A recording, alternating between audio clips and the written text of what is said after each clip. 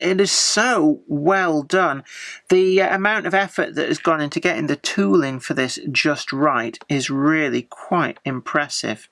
Hi there everyone, I hope I find you well, and today we're up in the loft in Weir Yard and I've got something to share with you. It's been very kindly sent over by Hornby and it's one of the new Princess Royal class locomotives. I've been really looking forward to seeing one of these since they started to come out earlier this year. Hornby have been very kind to provide one of these for review, and I'm really excited to be able to show you this in association with today's sponsor, Train-O-Matic, makers of DCC decoders and accessories that are designed by enthusiasts for enthusiasts. And don't forget that, as always, we've got a DCC fitting guide towards the end of this video as well. But come with me, and I'm really excited to be able to show you this model.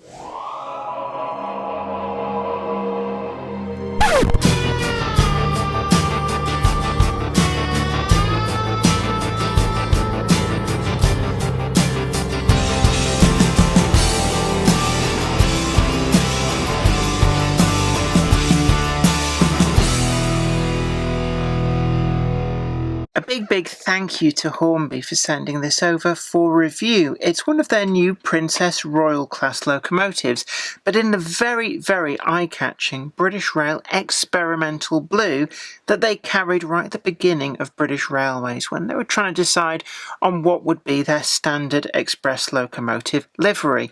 And they also sent over one of their TTS sound decoders, and this is specifically for the Princess Royal class, so really looking forward to hearing how that sounds as well. So we've got here our 3711 BR Princess Royal class Princess Marie Louise, and it's got the running number 46206, and this locomotive is actually the DCC ready version, but as I said before, Hornby have sent over the appropriate TTS decoder to go with it. On the box itself, we get the photograph of the model rather than just a window through the box to be able to see that. And actually, I prefer this way of doing it. It's really neat. It shows you a lot more than a cellophane window actually lets you see of the model when it's wrapped up in its packaging. And actually, it's quite interesting. If we look on the top of the box, we get the downward view as well. And then on the back, we get a little bit about the class history. Now, these were built so that essentially the LMS could run non-stop from London to Glasgow, which the Patriot class, which these sort of not so much replaced, but were to take over the duties from, couldn't quite manage. Now, later on, the design was improved and advanced, and the Princess Coronation class were born from roughly the similar design as this, but the two classes remained in frontline service right through into the 1960s. Taking this out of the box, it's pretty simple, standard packaging. We do get some paperwork which gives you an indication on maintenance, but also about things like getting into the tender to be able to actually fit that DCC decoder. So I'm just looking here. Yeah, it gives you all the information you need, and if you want to stay tuned to the end of the video, I'll be giving you a guide on how to get into this and how the DCC is set up if you want to take that on yourself. The rest of the packaging just slides apart, and I'll just show you this as well. We've got some user applicable detail stuff such as the brake rigging. We've got a front coupling which can be put on there as well, and as is standard with these, they come with flangeless rear pony truck wheels, but they do give you a spare flanged set if you either have very generous curves or this is going into a display cabinet. We've also got front steps and some drain cock pipe work there. Again, you need to have very generous curves for these to really be able to be fitted and not get in the way. So personally, I tend to leave these be, but it's nice that Hornby do give you all of this if you want to go down that route.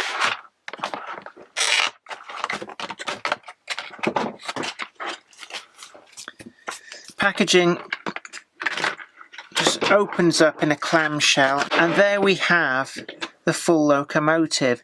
Now, we reviewed the Princess Coronation class in the form of that Duchess of Montrose, and really impressed with that. And essentially, to the unknowing eye, for anybody who's not massively up in the world of the Princess Royals versus Princess Coronations, this outwardly at least does look very similar. And for me, the big difference is that it doesn't have the smoke deflectors that the Princess Coronation class got in later years. The detail on this is really nice, and there's a few features actually that Hornby have done on this which I haven't seen on their previous Princess Coronation class. So I'm going to delve into those as we go. Now, the Princess Royal has been in the Hornby range for a good number of years, but this is a complete retool. And what I do like about Hornby is that they don't rest on their laurels. They are perfectly prepared to retool a model to bring it up to modern standards. So on this model is a good deal of weight to it, so its traction when it's running is very good. We don't get any kind of wheel slippage with a reasonable load.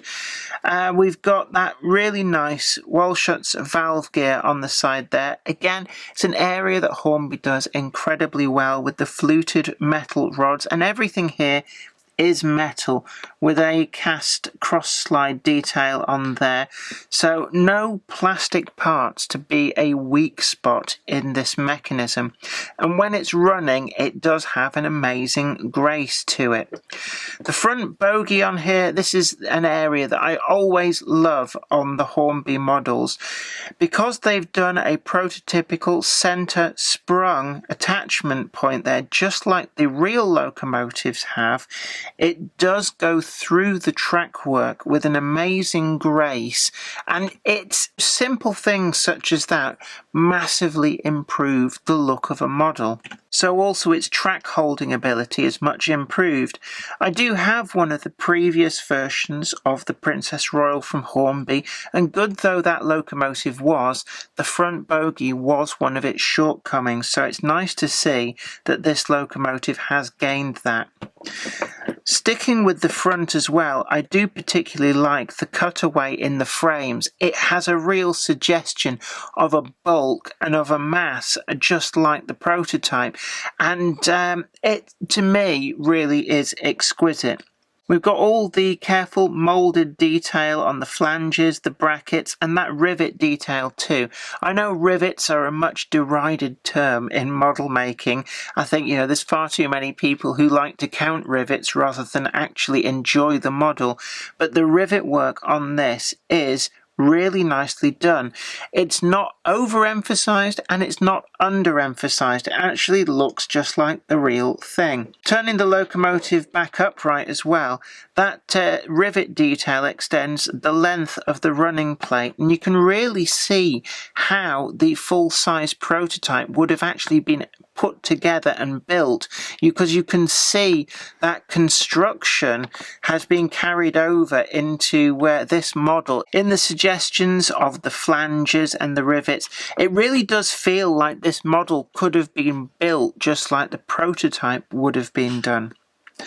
Looking to the top, that blue livery is nicely carried out. We've got that satin finish, so there is a shine to it, but it's not an overpowering gloss shine, and really is nicely done. The lining is fairly basic, but so it was on the prototype, and Hornby have really nicely captured that. The detail on the running plate around the splashers, the etched nameplates are all nicely done, and you can see there's a real depth. It's not just moulded on, these are separately applied pieces, and there's a great mix of both plastic and metal components to give the effect of the real locomotive, and I really do like how this has been done. All this separately applied handrails and pipework is really great. I mean, I can remember back in the days when models used to come with moulded on detail, and this is just light years ahead of that. The rear pony truck on the model is fixed, just like on the Princess Coronation class, and this is why that extra set of wheels is in the bag that we talked about when we first got this out. Because this isn't an actual swinging pony truck, the wheels that are in here do have a little bit of lateral movement, but they're flangeless, so when you run it round some tight corners, they don't actually cause the whole model to derail. There's a single screw there to remove the keeper plate, and you can just straight swap this with that flanged version if you have gentle corners or are putting this into a display cabinet. But the advantage of having that fixed rear pony truck is that we don't get any unsightly air gaps. It does look just as the prototype does, and actually it doesn't detract from the model when it's running. The curves on Weir Yard aren't as steep as they could be, but certainly this model doesn't look out of place. There's no strange overhangs going on, but certainly these flanged wheels just help with the reliability of that running. The sandpipes here, they're all flexible metal, really nicely done. And actually the only user-applied detail fittings are ones which either the brake gear or around the cylinder and the front steps are ones which are only able to be fitted if you don't have very, very tight corners. The rest of the tampo printing is exquisitely done, really nice and sharp there on the number. Again, the lining is crisp and clean, follows the contours where it should, and we've got even more of that rivet detail on the cab. It is just so nicely done. The cab glazing is flush, and we've also got this. It's nicely fitted. I think it's the injector pipe work, and I don't think it's metal, but it's finished in a really good metallic paint effect that really does work well. Turning this locomotive back up, we have sliding posable roof fence on this. I just want to be a little bit careful, but yeah, you can have it posed fully closed or fully open, whichever you want, and they are actually more robust than they look. So again, it's another nice feature that you can pose on your model that just gives you that extra something over and above the models of yesteryear. The safety valve covers on here are really nicely done. They're made from turned metal, and nothing looks like metal as much as metal does, and it's a bit of an oxymoron, but certainly there you have it. It really does work well, and it just shows the depth of quality that has gone into this model.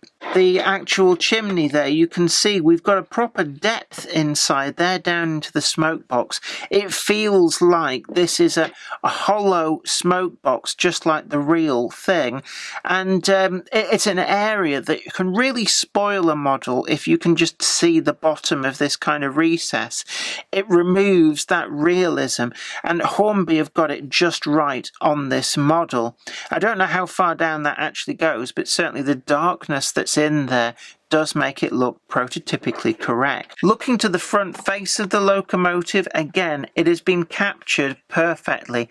I love the stepped front to the running plate, and also all of the valve covers. We've got sprung front buffers.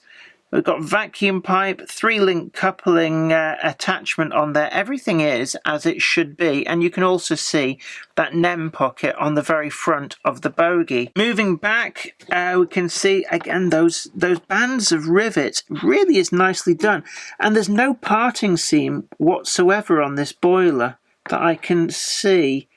Maybe no, it's pretty much impossible to see any joint. It is so well done. The amount of effort that has gone into getting the tooling for this just right is really quite impressive. Now, one of the party tricks of this model, if I show you there inside the cab, not only have we got all of that exquisite finished pipework and gauges, but we also have a flickering firebox effect. This is something that we've seen from other manufacturers, but this is the first Hornby model that I've actually seen with it, and it was quite a surprise when I noticed it. I wasn't expecting it, but it does work really well.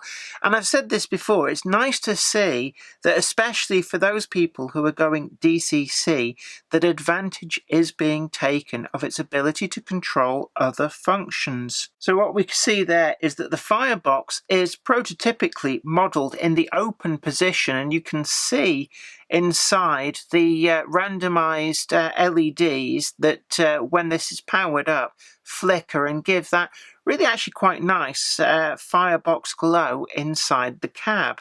Looking to the front of the tender, we've got again a great representation of all the detail in there. Turning it over, again this is another area Hornby do incredibly well. We've got that semi-permanently fixed tender drawbar, which does alleviate any strain on these cables going across, which is a really great thing because they are quite fragile. There is a second setting on that drawbar which allows you to set the locomotive and tender slightly closer should your curves allow it. There is all-wheel pickup from both the tender and the locomotive driving wheels, which does give this really, really good electrical pickup. The coupling on the back of the tender fits into a NEM pocket, and again is the slimline tension lock to match that extra one that is provided in the detail packet. The actual brake rigging on the tender is factory applied, and we've also got a water trough scoop underneath there too. The tender sides, again, another area where this model looks exquisite, with all of that really fine rivet detail mirroring the construction of the full-sized locomotive. We've got the Cycling Lion logo as well, and that really is sharp and nicely picked out. There's not a hint of blurring that I can see anywhere, not a hint of detail having been printed in the wrong place, and I can't see any hint of the resolution struggling to get the sharp and crispness that models are demanding these days. The top of the tender comes with a coal load insert already fitted, but this can actually be carefully removed, and when we do that, it reveals the entirety of the inside of the tender coaling area with this coal pushing mechanism that the real locomotives had to just help move that coal down for the fireman to get access to without needing the fireman to actually climb in and manhandle that coal down. So you can either leave it with the coal insert in place, or you can model it with a level of coal of any amount that you want, either from empty or build up with a little bit of real coal dust to really make it look like a real locomotive that's been working hard on a shift. Looking to the back of the tender, again, there's some really nice detail on there. You can see all of these steps are nicely fitted. We've got the vacuum pipe, and we've also got some works plates on the back which give details about its building by the LMS.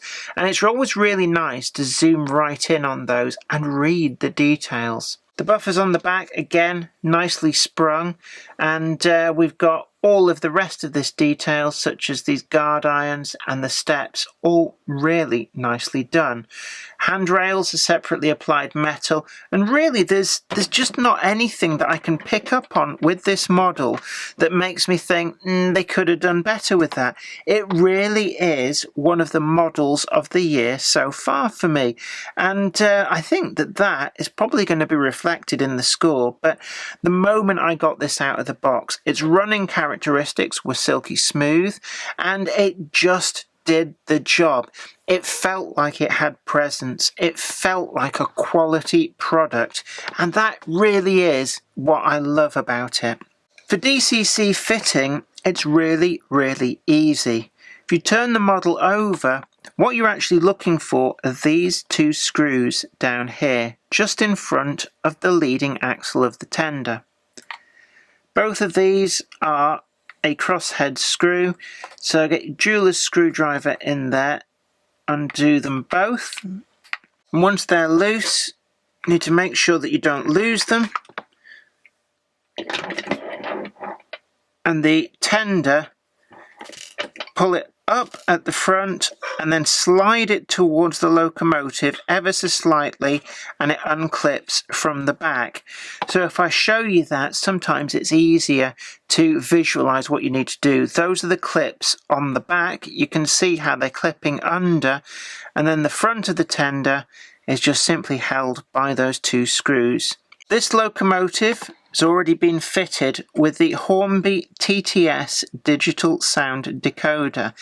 This is specific for the Princess Royal class, and the sounds from this are different from the Princess Coronation class sound chip that Hornby also produce, and do give a wide range of different whistle tones.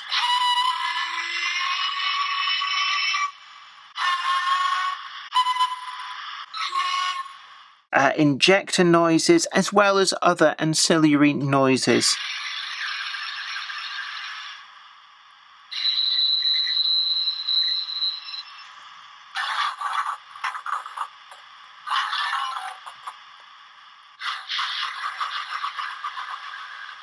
In terms of value for money, I always believe that the Hornby TTS sound decoders really do offer an amazing value for money, and the model itself is fully set up to take that sound decoder with the speaker fitting into a custom-made recess underneath the weight. This has already been fitted, but I'm going to show you now the Dcc socket here, and if you want to go for a non-sound fitted decoder for this model, we recommend the Train-O-Matic 8-pin decoder, which will be a perfect fit into this model. The 8-pin socket is here, fixed at the back of the tender. With the blanking plate in, just carefully lever one side then the other until it comes loose. Don't lever it all the way out from one side or you will bend all the pins. Underneath you can see the 8 pins there, and there is an arrow next to pin 1. That corresponds on your decoder with the orange wire which you can see there. This is the same for all decoders regardless of manufacturer or brand. It's an NMRA standard. Carefully line up the pins and then gentle pressure, evenly push it all the way down home, and then you're done. It's as simple as that. If you're using the TTS decoder such as this, make sure that there is nothing metallic that it can short out on. On this model, I've used a little piece of masking tape over the top of the weight bracket, just to ensure that it can't come into contact with the speaker that is underneath there and cause a short. If you're using the Train-O-Matic 8-pin decoder, that comes ready shrink wrapped, and you don't need to be quite so careful because it is fully insulated as it comes out of the box. To reattach the tender top, we make sure we get these little spigots in the right place, line them up with the back of the locomotive, in, push back, and the front of the tender should drop down. You can see there, if you've got any kind of a gap or a trapped wire, don't crush it, just make sure it should just go all the way down neatly without any forcing. Then once that's in position, reattach the screws. And there you have it, DCC fitted. The default address on any decoder out of the box is number 3. You can now put this on your programming track and reprogram it as you wish. What I find is a Hornby locomotive with the Hornby TTS sound chip doesn't need any of the other CV values particularly changing. And also if you go down the Train-O-Matic route, I also find that those natively support the locomotive perfectly without any need for the novice to change any of the CV settings. And now we come to the scores. First up is finish, and actually Hornby have done a really great job with this. I love this shade of blue. It's the first experimental blue that I've had on any locomotive in my collection. I've been wanting to get one for quite some time. It was carried by a number of different locomotives, including but not limited to Castles, Kings, merchant navies, and of course the Princess Royal, of which 4 members of the class carried this really interesting livery. So I'm really pleased to see this in the flesh. It's not too gloss and it's not too matte. It's perfectly done. The black as well, it really does capture that look of slightly oily locomotive that's working hard but kept clean. Really nicely done. The lining, it's simple, but it is exactly the same as the prototype and it is crisp and nicely done. The splashes really well finished down there, and we've got these touches of different metallic finishes on the appropriate parts. So really there isn't anything that I can point to on this and think that's not quite right, except perhaps the injectors look a little bit plasticky to me. It's not quite the right shade of paint to make these look like the metal that they should do, but it is a pretty close approximation. So I'm going to give this a 9.9 out of 10. Functionality. The locomotive ran really, really well. Big plus points for me are that front bogie. It's always a pleasure to see one that's sprung from the centre just like the prototype, because it makes such a huge difference when this locomotive runs. The flangeless wheels on the back, some people do say that they do detract a little bit, and certainly on tighter corners it is possible, if you go looking for it, to detect that these swing out a little bit further than you might expect.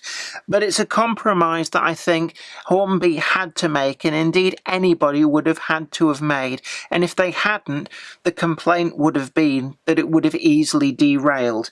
So I think for functionality, I'm going to give this a 9.7 out of 10. For ease of use, the Dcc Fitting is actually very straightforward, and there is a reasonable amount of room in this tender if you want to go down a custom fitting route for Stay Alives and other manufacturers' sound decoders. Natively, it supports that really great value TTS sound decoder, and it just all fits in there without any need to mess about. If you want to go for a standard decoder, again, it really is an easy fit, so I've got no hesitation to give this a 10 out of 10. For aesthetics, again, Hornby have captured the look of this flagship locomotive ever so well. The lines are just right, the proportions are just right.